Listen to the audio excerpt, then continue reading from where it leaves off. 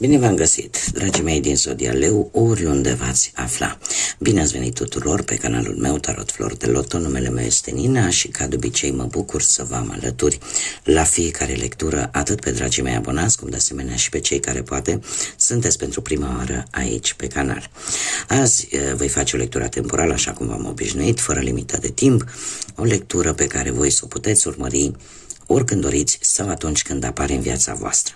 Desigur, dragilor, un lucru important de care vă rog să țineți cont și anume faptul că voi sunteți stăpânii propriei voastre vieți, voi vă construiți viitorul, așa că vă rog din suflet să luați decât acele mesaje care rezonează cu voi, iar restul lăsați-le să zboare în univers, pentru că sigur sunt pentru alte energii, pentru alte persoane care, într-o mai mică sau mai mare măsură, au o legătură cu Zodia Leu. Așa că, dragilor, toți cei care aveți Soare, Lună, Venus, Ascendentul sau oricare alt aspect astral important pentru voi din harta voastră natală și care are legătură cu Zodia Leu, trebuie să vă spun că și aceste persoane au... Această lectură este de asemenea și pentru voi. Și haideți să vedem ce ne spune acest minunat oracol Yin și Yang. Ce vine pentru dragii mei din Leu în următoarea perioadă?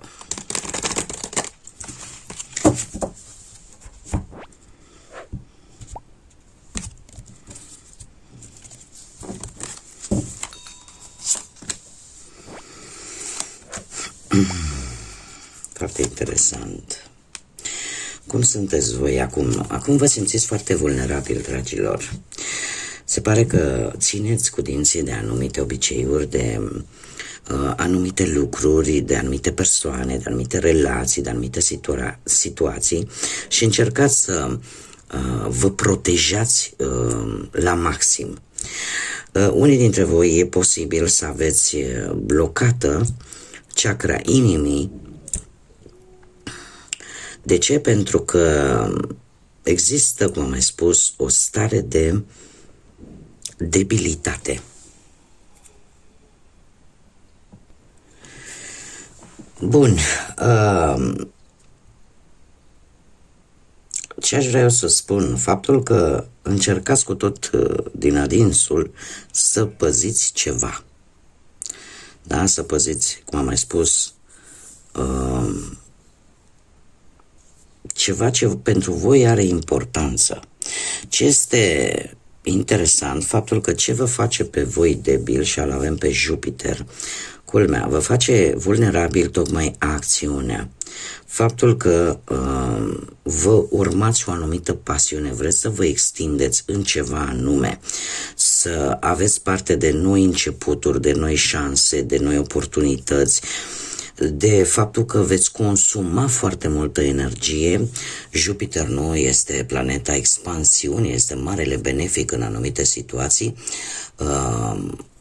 Faptul că aveți un curaj nemăsurat, faptul că aveți mai multă încredere în voi și în forța voastră, în felul vostru de a gândi, eu aș spune că e posibil chiar pentru unii dintre voi să vă facă debil poate și gândul la o călătorie, și asta poate să fie, sau acel lucru pentru care voi depuneți foarte multă pasiune, un lucru pe care, sau o situație care vă consumă din punctul ăsta de vedere foarte multă energia. Asta vă poate debilita, asta vă poate face vulnerabili, faptul că munciți poate prea mult sau eu aș mai spune încă un aspect. Jupiter este într-adevăr marele benefic. Ne vorbește de expansiune.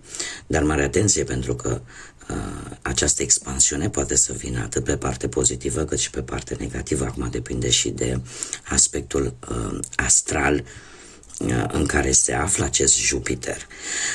Din ce văd eu aici, trebuie să vă spun că lucrurile totuși pentru voi în această situație se pare că merg într-o direcție pozitivă. De ce spun acest lucru? Pentru că se pare aici cum vei acționa și aici Soarele, două planete, una care te guvernează și una care te ajută să crești, da? Să explorezi noi direcții, să explorezi noi lucruri, noi șanse foarte bune pentru voi. Cum vei acționa? Păi, vei acționa în forță.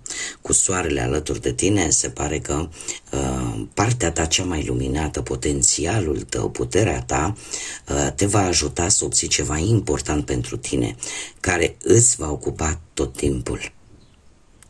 Dar chiar și așa, lucrul ăsta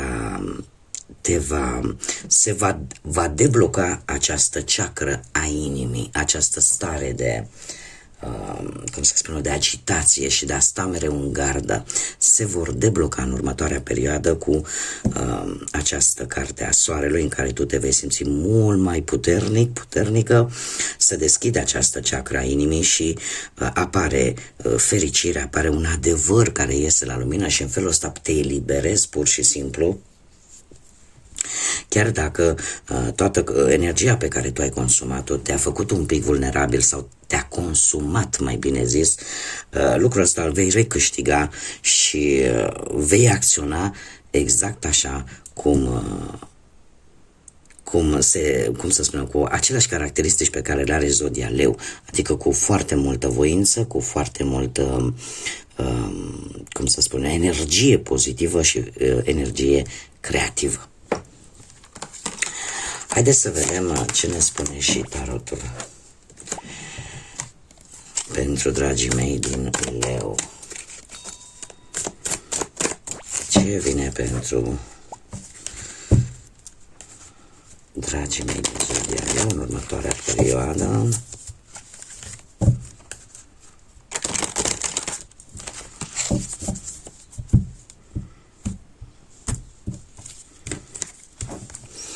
Haideți să vedem.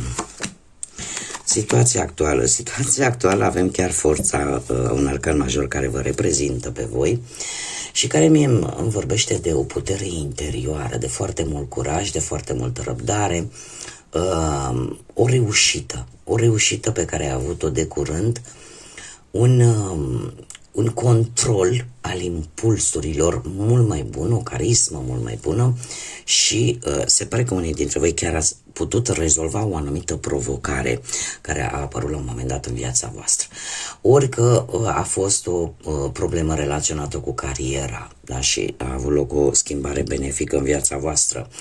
Ori, nu știu, dacă vorbim de bani, ai avut norocul cumva de partea ta și e posibil ca unii dintre voi chiar să fi achiziționat un obiect de valoare în această ultimă perioadă. Dacă vorbim de viața sentimentală, se pare că cei care sunteți într-o pereche aveți parte de momente senzuale, de momente pasionale în relație.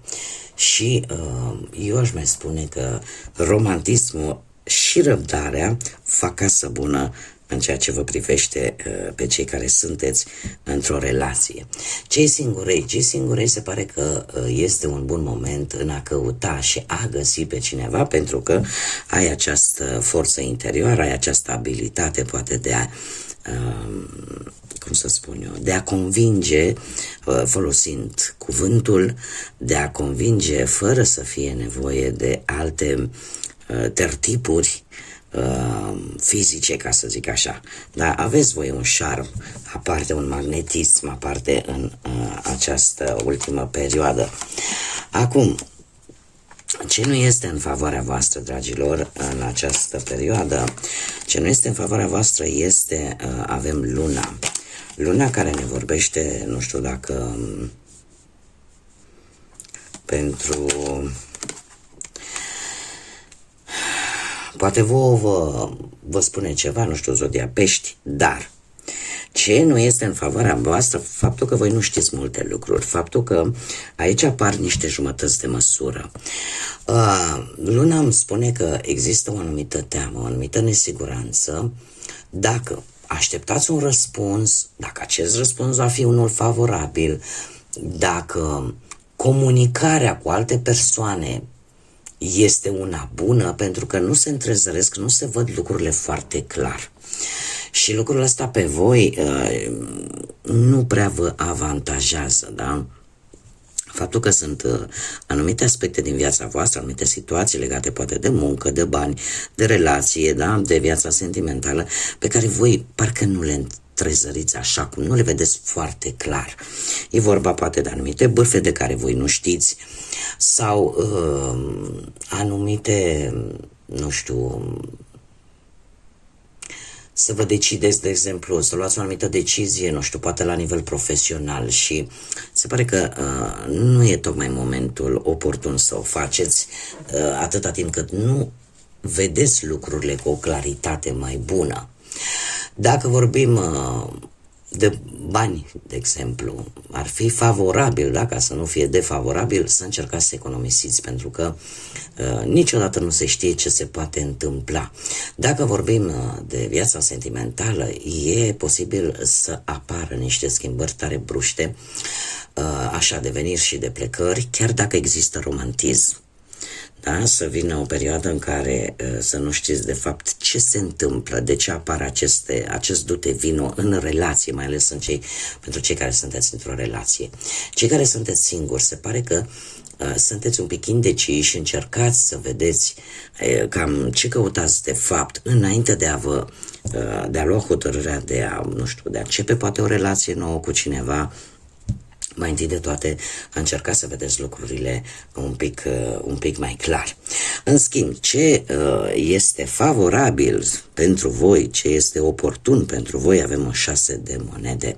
Dragilor, se pare că există o stabilitate materială. Există foarte mult echilibru, există o anumită armonie în viața voastră și care lucrul ăsta va juca un rol important, pozitiv pentru voi. În următoarea perioadă, pe planul muncii, există o îmbunătățire, o creștere, e adevărat, cu ajutorul altor persoane. Unii dintre voi chiar se vor gândi să ceară poate o mărire de salariu sau, nu știu, poate să găsiți un job un pic mai bine plătit. Cert este că cei care sunteți în căutarea unui job sunt mai șanse să găsiți ceva de muncă. Dar, cum am mai spus, toate în acest context care implică ajutorul altor persoane. Dacă vorbim de bani, dacă nu ați avut, veți avea. De ce spun acest lucru? Pentru că 6 de monede ne vorbește e o carte karmică și ne vorbește tare mult de a da și a primi.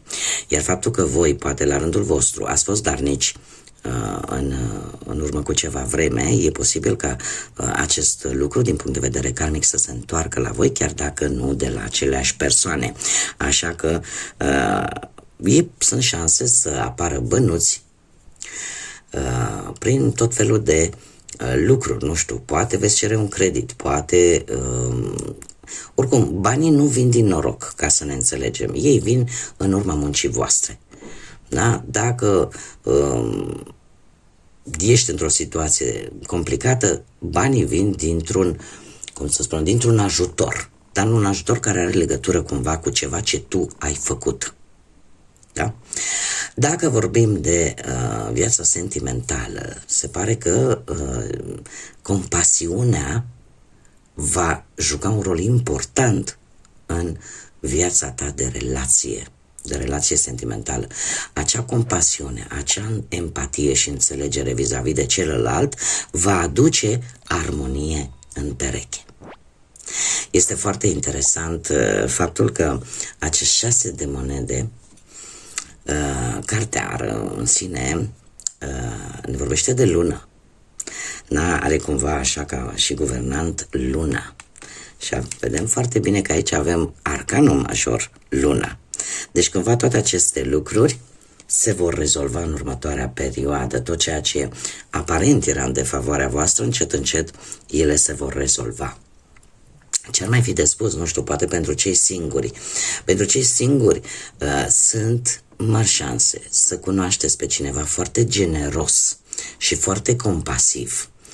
Dar, de asemenea, lucrul acesta se va întâmpla prin intermediul unor cunoscuți, da? Unor, probabil, prieteni comuni, iar lucrul ăsta va fi în favoarea voastră. Ce puteți voi controla, dragilor? Voi puteți controla un nou început sau noi începuturi. Avem nebunul care ne vorbește de noi experiențe, ne vorbește de o mutare sau o colaborare sau o călătorie lungă. Cumva tu deții controlul dacă începi ceva nou sau nu. Totul depinde de tine. De asemenea, e posibil ca poate la locul de muncă, și asta tu poți controla, să vii cu idei noi, cu idei creative, dar ele să nu fie chiar luate în seamă. Și nu pentru că n-ar fi bune, ci pur și simplu nu aprobă alții ideile tale. Din posibil alte motive. Orică li se par prea îndrăznețe, orică există anumite invidii. Cert este că la tine stă controlul dacă le vei expune aceste idei sau nu. Dacă vorbim de bani, e posibil o creștere de bănuți cu ceva, cu o idee, cu ceva așa care îți vine dintr-o dată, da? Și asta te va ajuta să-ți crești bănuții. Cu o nouă experiență. Această carte vorbește în mare parte de asumarea unor riscuri, dar unor riscuri controlate, pentru că tu deții controlul. Și aceste riscuri pot fi cam pe toate aspectele vieții. Indiferent că vorbim de profesie, bani sau sentimente. Dacă vorbim de viața sentimentală, se pare că unii dintre voi veți fi tentați, mai ales cei care aveți relații de scurtă durată, să trăiți sau să... Aici depinde de voi. Dacă vreți să trăiți decât o relație la nivel pasional și nimic mai mult, fără implicații sentimentale, emoționale, sau nu. Cei care sunteți singuri, voi trebuie să știți dacă sunteți pregătiți pentru a face un compromis de lungă durată într-o relație sau nu. Controlul stă la voi. Ce nu puteți voi controla? Un 8 de spade, dragilor. Foarte interesant. De ce? Pentru că 8-ul de spade, în general, ne vorbește de o stare de, cum să spun eu, o stare de fapt în care e posibil să-ți imaginezi lucruri care să nu aibă legătură cu realitatea. Acum, cum se află pe poziția ce nu puteți voi controla, nu puteți controla anumite decizii. Anumite decizii pe care atâta timp cât nu există claritate, atâta timp cât voi nu le vedeți clare și ca lumina zilei, bine ar fi să, cum să spun eu, să nu le luați aceste decizii. E adevărat că îmi apare pe această poziție, e ceva ce voi nu puteți controla, nu știu, e posibil ca unii dintre voi poate să aveți senzația că vă învârtiți într-un cerc negativ. Și în acest moment, dragii mei, trebuie să vă spun că există un lucru care vă blochează. Poate pe unii dintre voi e o anumită teamă care să vă blocheze, nu știu, poate la nivel de decizie sau la nivel de a reevalua o anumită situație, o anumită relație. Poate că unii dintre voi traversează o perioadă în care lucrurile sunt un pic diferite față de ce ați gândit voi și atâta timp cât voi nu veți vedea clar ca să faceți diferența între realitate și iluzie, nu prea puteți ține sub control o anumită situație sau să găsiți rezolvarea la o anumită problemă. Așa că, de moment, se pare că trebuie să așteptați până când lucrurile se vor vedea foarte clar, indiferent de ce aspect al vieții vorbim.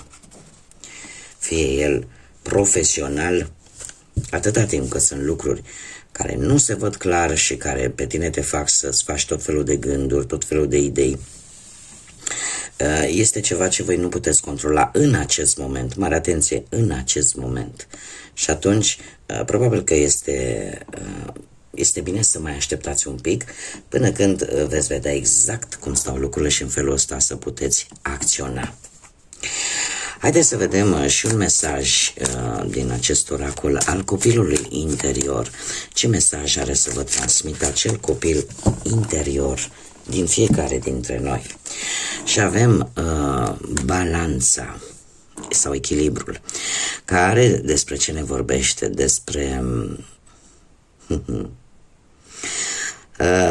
asta ne vorbește, despre echilibru și de asemenea pentru unii dintre voi e posibil pe partea asta de umbră să ne vorbească de un dezechilibru, de o instabilitate sau de un exces la care probabil va trebui să mai lucrați.